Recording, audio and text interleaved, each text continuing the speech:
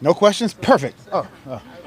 We've been asking you a lot about Drake in the time we've been here, just because there's so much interest in his progression. As you've stacked the days together, what have you observed from his progression? He's doing well. He's headed in the right direction. A lot of times people think it's this longitudinal, just straight line up to the top, and realistically, it's up and down, up and down, up and down. But hopefully, you end up still from left to right, going in the right direction. So, he's doing well. You guys, I'm sure, will evaluate him today at practice. What, if anything, has impressed you about Joe Milton? Well, I think the easy thing to say is his cannon of an arm. But just, his energy, he has a natural leadership skill as well, and he's been great for the room. Jerod, at left tackle, you've got Chooks and you've got Caden, kind of go through a similar transition from one side to the other. How much do you see them working with each other, and are they kind of on like the similar track right now? Yeah, they're on a similar track. Those guys are out there competing, and I would say, the one word when you look at those guys is versatility. Obviously we look at Big Mike saying he has the right side locked down, but these guys are all competing. They're able to slide to different spots, and they're working out of a sense of abundance where, those guys are working together trying to get better, and once training camp gets here, we'll see what happens. Do you feel good about those two at left tackle, or do you kind of maybe want to keep your eye on what else? I think, look, we're always trying to bring in good players.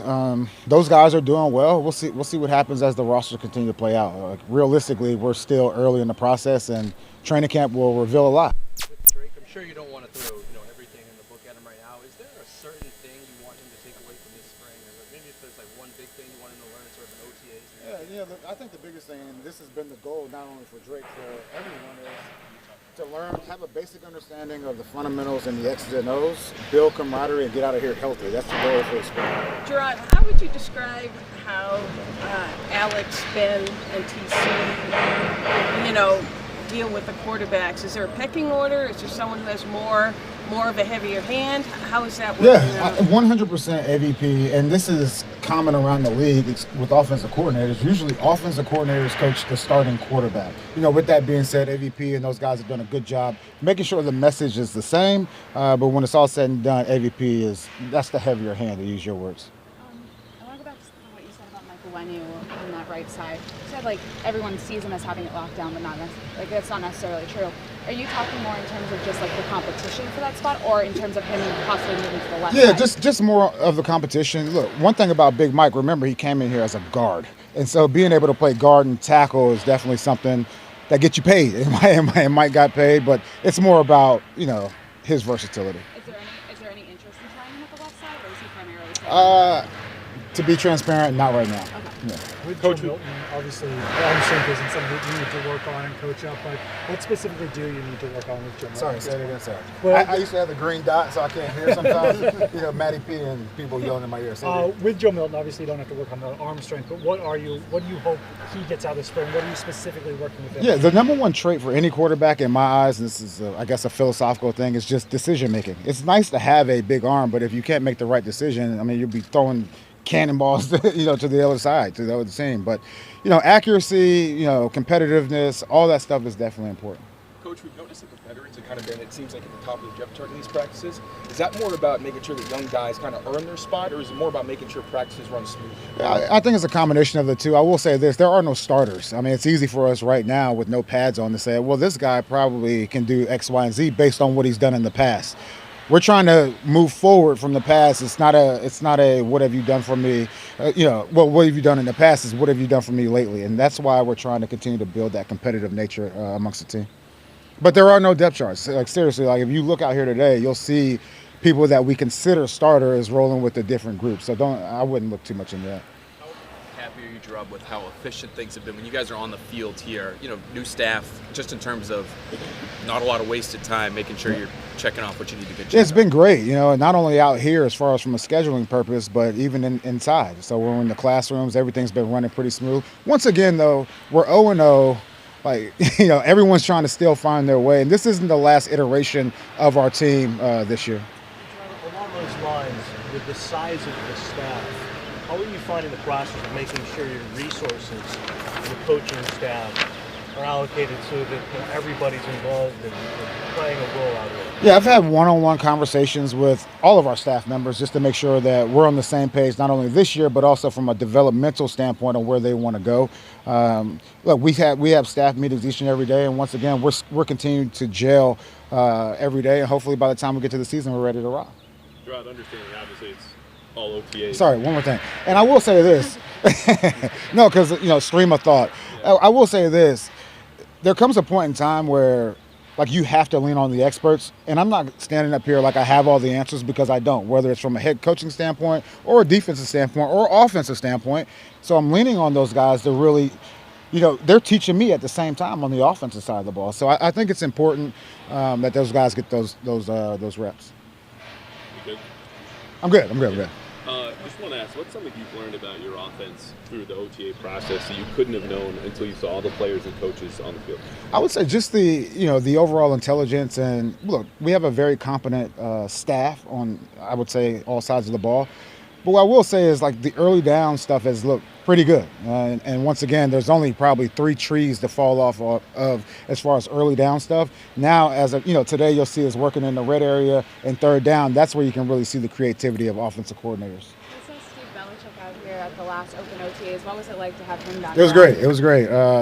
Steve and I, we've been through a lot. Great friends, and I'm happy for him. And he came out here; he was happy for me as well. So there's no problem there. He's like a brother. How much have you leaned on? You talk about leaning on the experts. How much have you leaned on McAdoo when it comes to some of the head coaching stuff that you're still getting used to? Yeah, McAdoo's been a great resource. Slater's been a great resource. Evan's been a great resource. All those guys that have been in the different programs, it's been great to use those guys as sounding boards. And really, look, I only know one way. I played my entire career here. It's good to hear some of those outside perspectives, whether we're talking about out here on the field, scheduling, all those things, and then AVP and the rest of the coordinators as well having that input. Everything. Like, seriously, he's a catch-all. Remember, we came in together. We're like brothers. Like, he played a lot longer than me, and I've said this before. Who knew? Slate should be a gold jacket guy, but who knew at that time?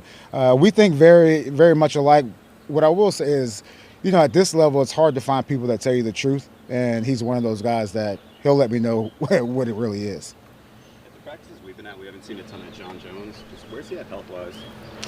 Jay Jones, Jay Jones is he's doing well. He's back and forth. You got to remember, this is voluntary. And one thing about Jay Jones, he's an ultimate professional. I'm not really worried about him. What have you seen from some of the younger cornerbacks like Alex Austin, Isaiah Bolden, those guys? It seems like there's a cornerback spot.